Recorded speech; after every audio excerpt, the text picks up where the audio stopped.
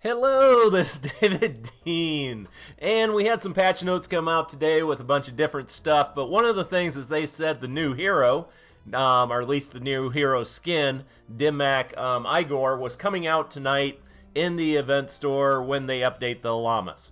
Obviously, it's already here. This will not be a gameplay video, just because while this is, to me, one of the coolest looking skins in the entire game, it's not a hero that I really enjoyed playing all that much, and we're going to do a review of the powers and stuff. But I do think this is another case of where, yeah, Epic put a ton of work for creating a really cool looking Battle Royale hero and then recycled it over to Save the World and really didn't put that much effort into it. It would have been amazing to have seen this as a new type of ninja, but we have the Dimmak. And the Dimmak is a rather interesting one. This is a hero that is entirely focused on ability damage. He has no perks whatsoever for weapon damage, whether it is melee or range attacks. Everything he has is about doing more damage with his abilities. Now, that is kind of the same case as I got in my favorite hero, the Enforcer Grizzly, where he focuses on the Teddy, which I love, but not exactly feeling that with the Dimmak. And I will go through this, and definitely, if you play the Dimmak a lot and really enjoy it, after you hear my comments, please add your own comments below so other people can read your opinion on that. But everything, or most of what this guy is about, is the smoke bomb. This is Ninja throws down a smoke bomb, creating a cloud that persists for 6 seconds. The cloud will slow all enemies inside by 30% and dealing almost 9,000 damage every second. So this is a hero you're really going to want to up your tech score with to get that maximum ability damage, and is probably best to run with in the support bonus. Shuriken Master, Sarah, or the Llama Head guy. Alright. He gets Mana Sleep, which all ninjas get double jump, which I do enjoy. Utility Belt reduces the cooldown of Smoke Bomb by 25 seconds. So we go from a cooldown of 45 down to 20. This is huge since this is your number one way of dealing damage. Now it's cut the time in more than half. Deep Pockets reduces the energy cost of Smoke Bomb by 15%. Not really an issue anymore as far as energy. Throwing Stars, nice little range attack, but he gets no perks towards it, so not a big deal. Shadow Stance. After defeating an enemy with a melee weapon or edge damage, the ninja enters Shadow Stance for 4 seconds.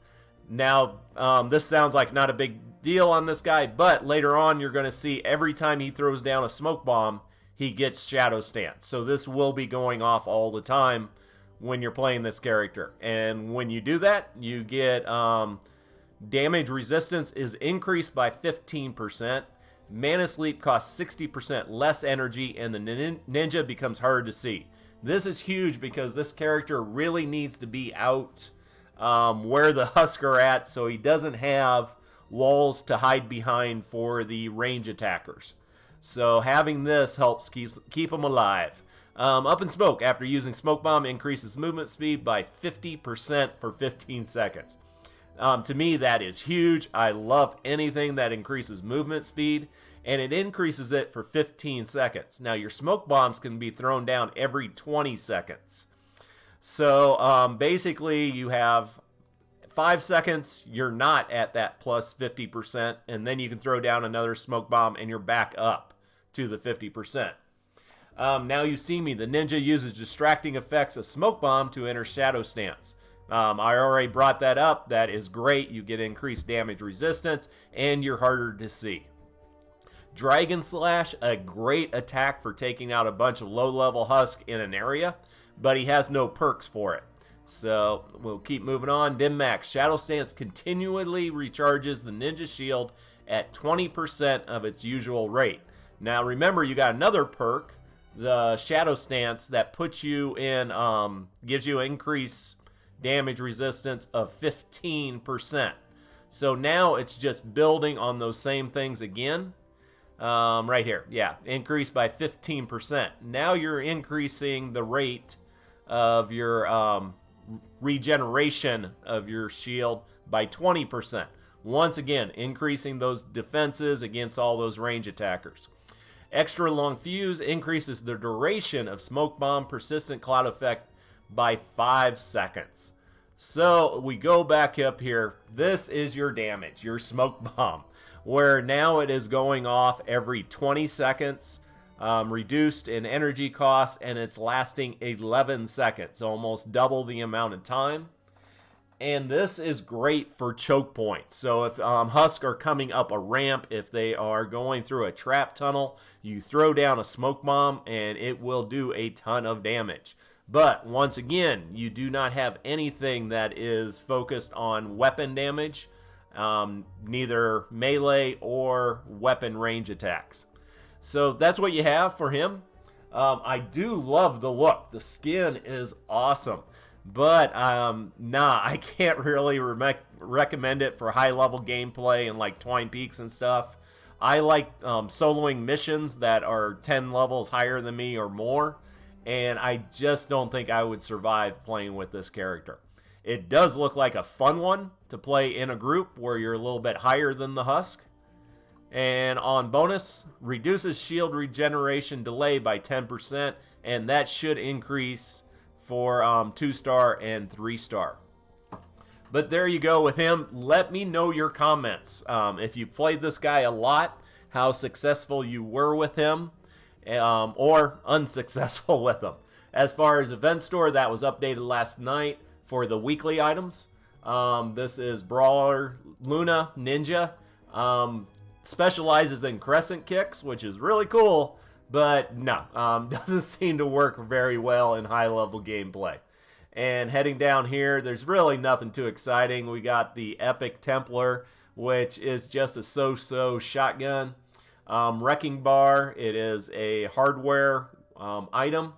It is good for constructors with the kinetic overload, but there is better weapons out there. If you happen to get the Lead Sled Hammer, that thing's phenomenal. I always grab the survivors, so I'll be grabbing those later. And then they do have my favorite hero for soloing right now, the Enforcer Grizzly. But I'm not sure if I would take him at that low rarity level, because you're going to have to up him a couple times. RePerks. Always grab the RePerks. They did in this update supposedly give us more RePerks and perk ups coming from different items and places in the game. So hopefully I won't be so desperate for these all the time. And once again, down in the coins, just kind of so-so items. Nightclaw, maybe better than average shotgun, but definitely not a top tier one. And Healing Pad, I prefer the Cozy Campfires now. But even when I have those, I only level them up after I have leveled everything else up, which hardly ever happens. And then over in Event Store, one of my top weapons is the Super Shredder. I absolutely love it, mainly if you get the perk on it for headshot kills cause an explosion. That is phenomenal. And then heading down, yeah, nothing too special. Definitely grab the Legendary Survivor. But there you go. Sorry I didn't give you gameplay with this guy. Just the fact I've gotten a couple heroes out of the Event Store lately. The mythics that actually were new heroes, and I spent an enormous amount of gold and resources to only find out that I really don't like them. So trying to be a little bit more conservative on that. So take care and have an amazing day.